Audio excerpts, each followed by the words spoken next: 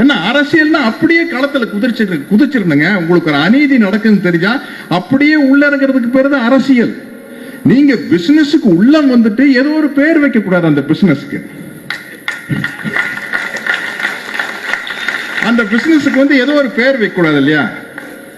ஆன்மீக அரசியல் அப்படின்னு ஒரு பேர் அந்த பிசினஸ்.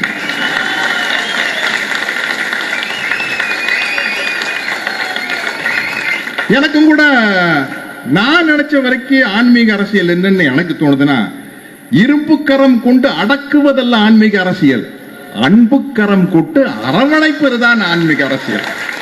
எனக்கு தெரிஞ்சது இல்லையா? ஆன்மீகம்னா அன்பு. நமக்கு என்ன, நம்ம நிம்மதியை தேடி எங்கேயோ மலைக்கெல்லாம போறோம். ஏன்னா நம்மளுக்கு தெளிவா இருக்குது. இங்க பெரியார் திடல்ல படிச்சவங்க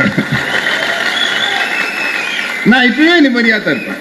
எனக்கு எங்கேயும் போகண்ட. காலையில பல் விளக்கில் நிம்மதியா விளக்குவேன், ஷேவ் பண்ணியில் நிம்மதியா ஷேவ், இட்லி தோசை சாப்பிட்டு நிம்மதியா சாப்பிடும். என்ன தெளிவா இருக்குது. ஐயா கொடுத்த அறிவு, ஐயா கொடுத்த அறிவு, தந்தை பெரியார் கொடுத்த அறிவு.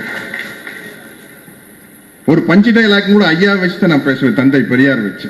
இந்த தலையில முடியல, நாங்கெல்லாம் தலைக்கு மேல இருக்கிறத நம்பி வாழ்றவங்க இல்ல, தலைக்கு உள்ள இருக்கிறவங்க நம்பி வாழ்றவங்க. என்ன தலைக்கு மேல இருக்கிறது வந்து ஜெனட்டிக்ஸ். நம்ம இப்ப எங்க தாய் மாமாவுக்கு தலையில முடியல, எங்க அப்பாவுக்கு முடியல, அப்ப எனக்கு முடியிருக்கா இல்ல. ஆனா உள்ள இருக்கிறது ஐயா கொடுத்தது. அது கொட்டாது, வளர்ந்துட்டு தான் இருக்கும்.